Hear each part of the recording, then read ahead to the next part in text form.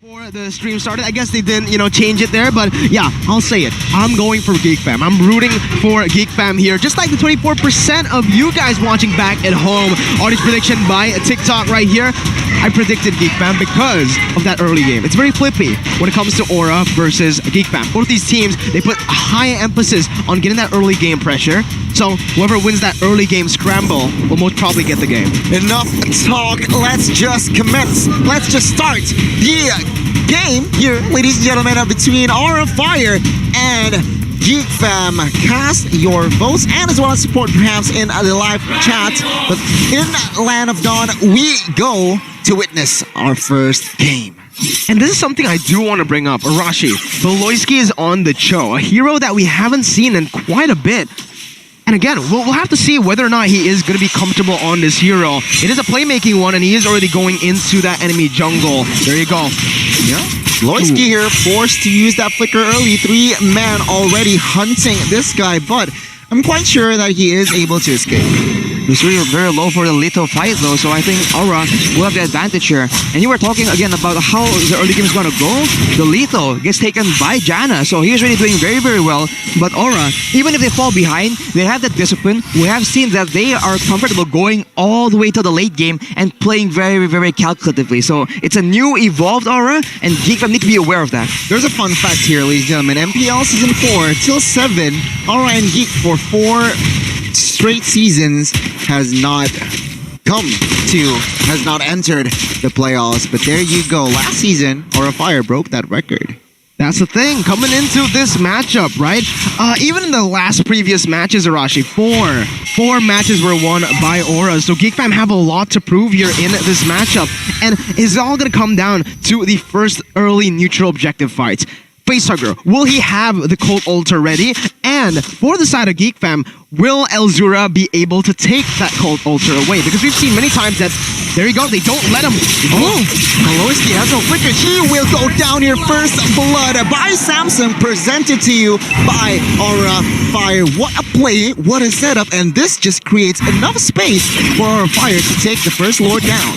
If you don't want the Roamer to make a play, you take him out. The best crowd control is death. So Beloyski won't be around. Aura makes the play for the turtle, but it seems that the Geek is still contesting. Yeah, Janna Cutie will steal that turtle. Call of Altar though, forced to fight here. Luke very low, will not be able to survive here. I might be wrong. Luke with 1 HP will go down. Janna Cutie caught in the midst of battlefield.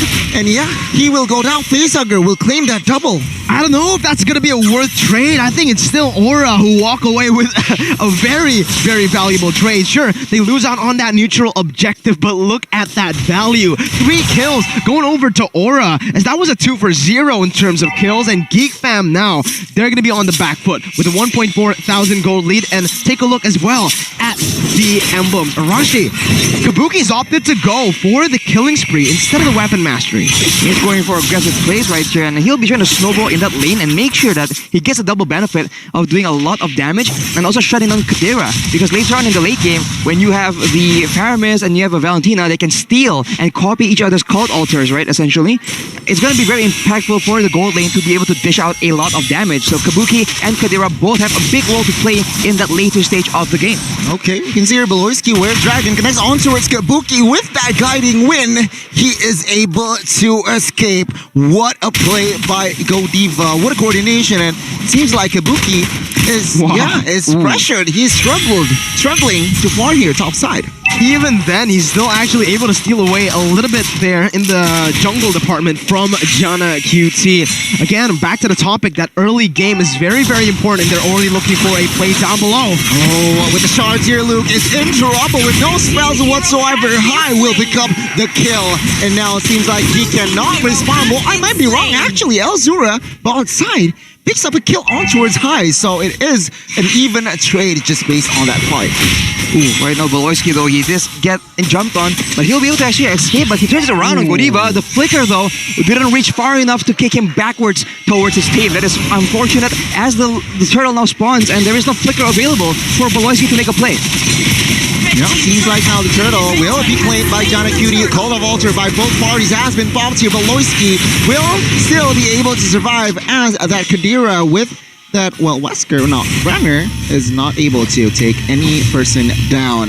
Donnie, it was a Nibiru, buddy. You know what? Here, you need the new axe effect. That's what you need right now, because the better you smell, the better you cast, Donnie. Let's go. Here, let me spray it on you. Boom, bang, bada bing. Now you're fresh. Let's get back to the game. Maloyski here will take a lot of shots, but with that Wave of Dragon, actually, High is the one who gets caught. Facehugger is next. That was an overcommitted play. Top side there by the side of our fire. Very good disengage as well from the side of Beloyski, able to read out that movement, Arashi. But 5 minutes in, it's time for that item check.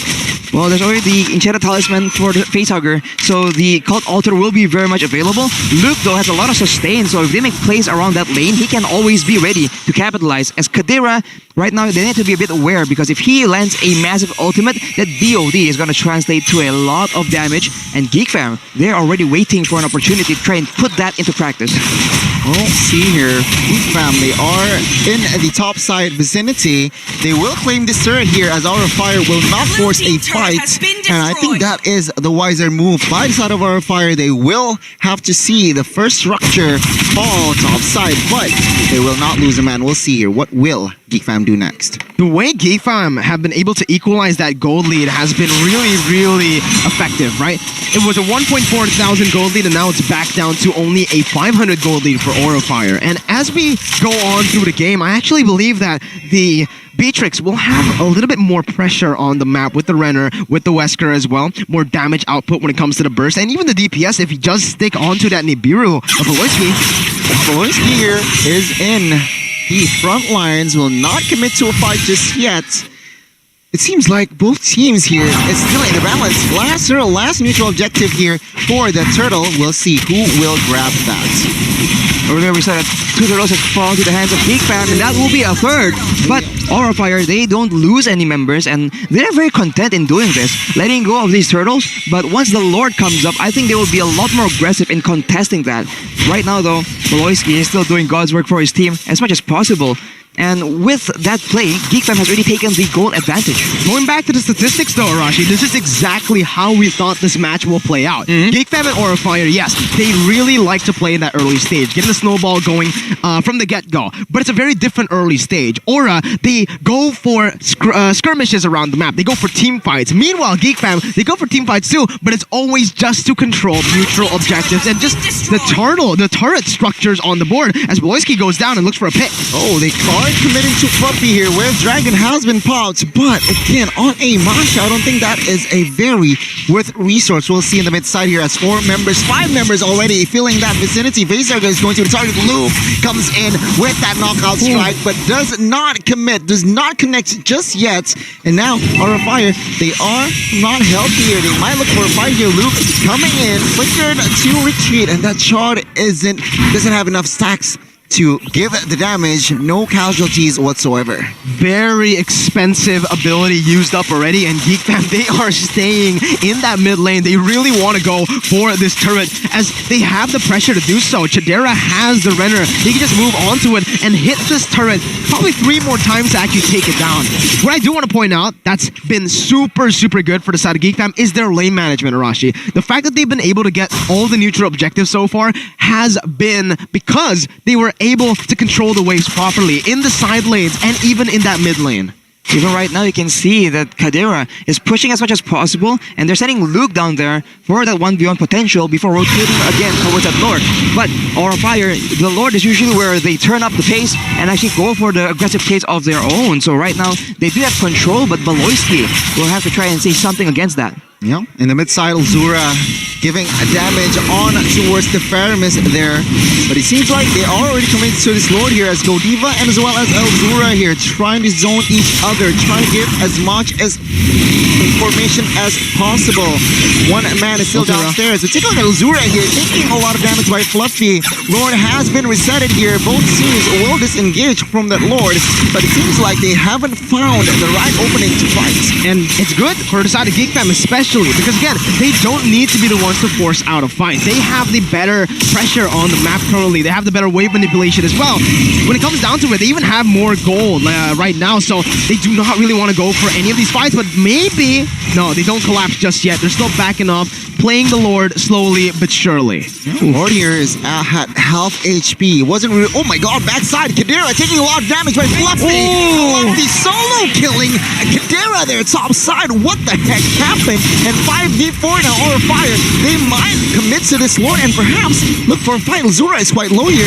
Fluffy moving here on towards Azura. Of course, providing cover. Oh, Call Officer is popped here. Azura, can he escape this one as he is rather low? But take a look at High. Trying to deal damage on towards Luke here. Luke needs to escape and disengage immediately by the side of Geek Fam. This is not looking good for the side of Geek Fam here as Luke will not be able to survive. Wow. I was wrong with that flicker. He is able to, and no casualties, but Lord has been resetted. It was initially so good for Aura Fire. They were able to take down Chadera before anything happened, but Geek Fam, they were able to prolong it. And Jana, he's looking for the retry here. He's going in. Can he do it here, Jana Cutie? Waiting for the right moment, but High actually gets taken down as well. Let's go, Devo. What the heck? Kadira has already damaged a triple kill. Looking for a Maniac. Kabuki running for the hills here. Can he do it? With that, Luke, though, will pick up the kill, and Jana QT will pick up the Lord. Almost wiped out here. What the heck happened? They played that perfectly, moving back and forth, losing Chadera, buying time for him to respawn, and when he came back, man, they pulled the trigger, getting the Lord, getting the fight, and getting everything on the map right now. What a disaster for Aura Fire, man. They had everything in control. They got the pickup they wanted, but because it's a hard crowd control, they were unable to actually secure the kills onto Geek Fam, and Geek Fam just bought so much time. And afterwards, Aura Fire still went for the Lord, and Geek Fam just caught them off guard with Kadera's burst damage. That is how dangerous that Beatrix is in close range quarters. So right now, Geek Fam has a tempo. They're playing with the Lord right now, and Aura Fire, they are back into damage control. You mentioned how dangerous Beatrix is when it comes down to the small range, but even long range, Arashi, he has the Renner to just dish out so much damage onto the turret safely from out of range. And look at that, he's even taking a whole lot of HP, getting the snipes as well. Chadera making the plays happen. Well, we can see here they still want to fight Fluffy. Running for the hills is quite low on that Masha, but one base turret falls here. Geek Fam, they need to recollect in the mid side as one member is still down. Especially, can they play the discipline game? They want the mid side here. Fluffy and friends, they are trying to defend this base turret, trying to clear all the ways. But take a look at the mid side. Luke trying to flank here. Base turret mid will fall, and Geek Fam, they realize they have no objectives on the board. They will retreat. This is the problem with Aura Fire's composition and the way they play the game, Arashi. It's very much reliant to the enemy teams taking the baits and fighting them 5v5 every single time. As you can see from the instant replay here, presented to you by the Samsung Galaxy A series, Geek Fam, they are not fighting up until that right moment. Exactly. Once they saw the opportunity, they just go for the fight, and Kadera was essentially free hitting, and Aura has no solution for it. They weren't in control. Oh, what? Oh, actually, a fight is now starting here. Godiva jumps in with that circulating. Oh, they're engaged by the side of Geek Fam. Fluffy is going to be the frontliner, but he is quite healthy, taking a lot of damage, still with 2 HP bars left. And now, both teams with no casualties will disengage from a fight, as of course, in 35 seconds, the next Lord is going to be up, but Geek Fam is still in a very comfortable lead, and as well as Economy. Very, very comfortable. Right now, all they need to do is, again, just play out the waves properly. But for Aura, how are they going to be able to maybe turn the tides around? It all relies on this man, Facehugger, on the Faramis. If he is actually able to use that Shadow Stampede or stay out of range for Eldura's IMU, he might be able to have a chance. Oh, Luke here will distract the opponent, but with that flicker, 1 HP will not be able to survive as that shard from High connects and he falls 5v4. Take a look at Bauman. He is already in that Lord area, but no commitments just yet here. 5v4. What can they do? They've lost a very, very important member in their team, the frontliner for Geek Fam. They need to just, again, buy time, wait for the moment to happen. They cannot force this to happen because Geek Fam, they have a man's disadvantage right now. Exactly. With a man disadvantage right here, Geek Fam, we have seen them actually pull it out before, right? But they have bought enough time for Kadira to respawn last time. So now they're buying time for Luke as Aura Fire. They're stuck in the same situation. Wave pushing at the bot side. They need to actually catch fights or they need to actually rush the Lord. And they seem to be confused on what to do right now.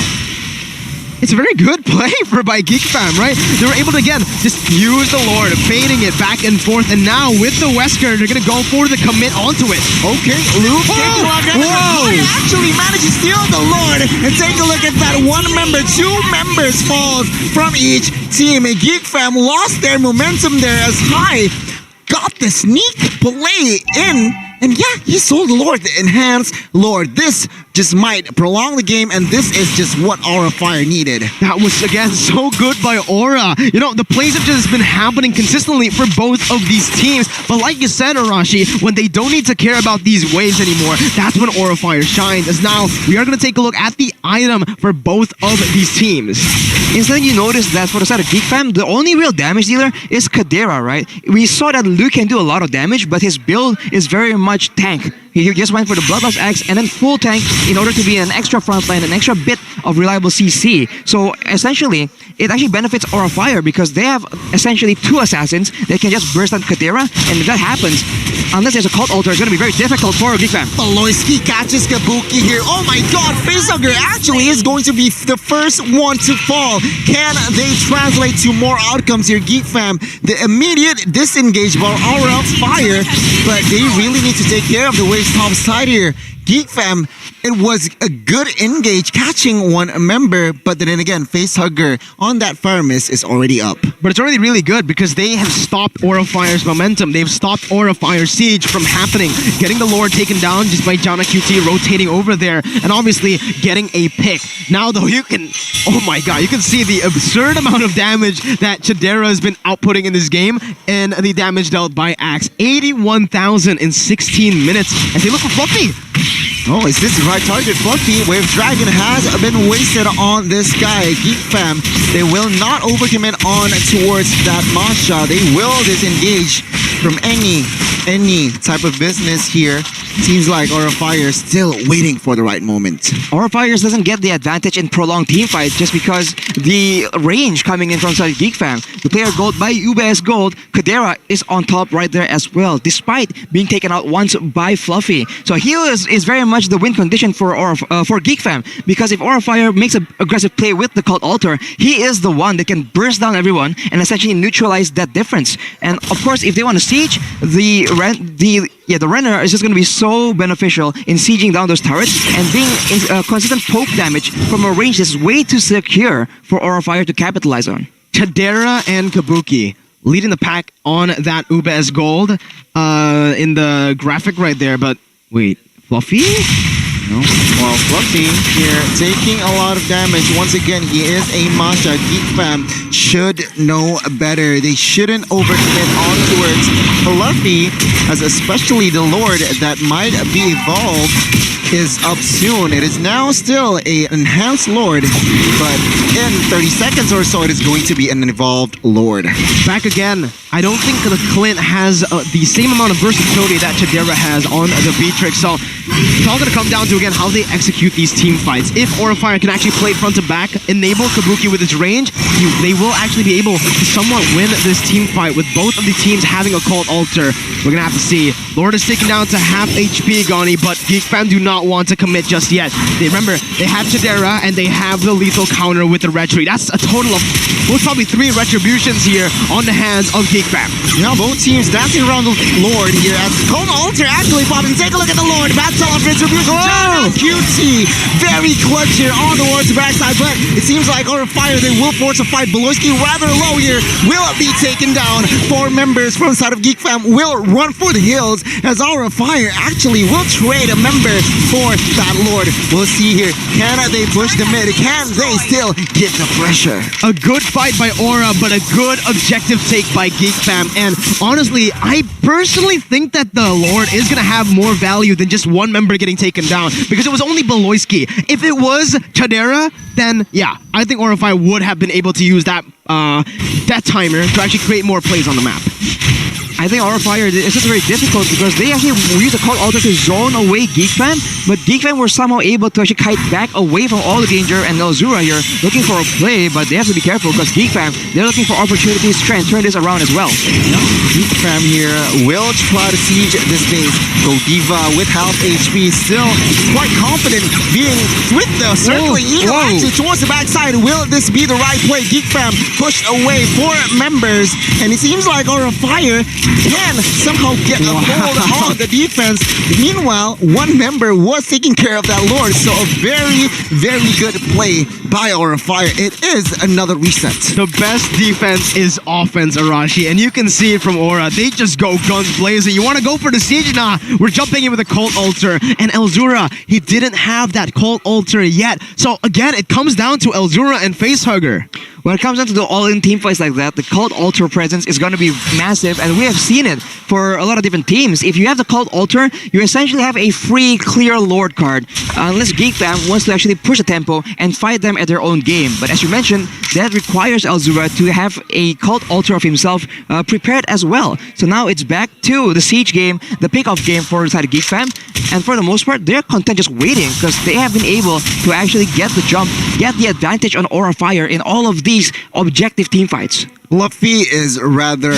Yeah, his HP is amazing. I mean, 3 Guardian helmets in hand. My God, and the Twilight Armor. The Twilight Armor just adds more oomph to this guy. Meanwhile, Geek Fam, if we're taking a look at the items here, Cho sold one of his items, but of course, Elzura, he opted to build a Radiant Armor here on that Valentina, so semi-hybrid it seems like. Yeah, it's a very interesting build that Geek Fam have gone for, especially Elzura here, because they are actually trying to just funnel the Beatrix, in my opinion, right now. I don't think the Valentina does enough damage alone. She's mostly just going to be providing utility. Again, by stealing away the Cult Altar, by terrifying, using her CC in her kit against her opponents most of the time to enable that Beatrix to deal damage. I don't know, Rashi, do you think Geek Fam should just, make Elzura build more of those offensive items? Because right now it does seem like they are lacking in that late stage damage output with just the Beatrix alone.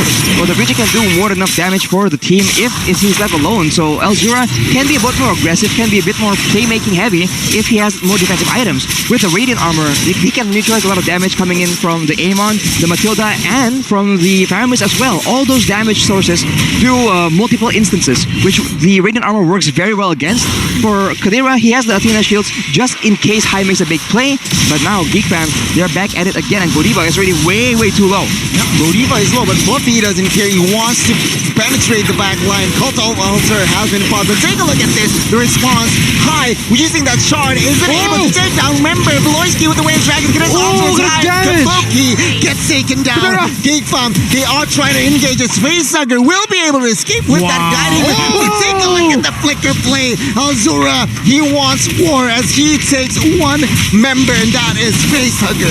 Such a good engage and a re-engage from Geek Fam with the Cult Altar, saving it for the last moment there. Elzura, definitely the man of the match, the man of the play right there in that team fight, as that just enabled Geek Fam to pop off in the team fight and to secure the Lord presented to you by the Samsung Galaxy A series. And it looks like Geek Fam wants to go for the end right here with the Evolved Lord. Oh, Aura is fighting is difficult because they can't dictate the fights right here. Godiva and Fluffy go back in again, but there's only 2 of them against 3 members coming in from Geek Fam, 4 even. And Godiva will be sacrificed. Yeah. Or no, or not. Desperate play there from side of Geek Fam. Seems like the Lord here evolves. Wave Dragon connects on towards Fluffy. Can he escape this one? As a lot of burst damage. Cult of Altar pops force there. But Kadira taking a lot of damage.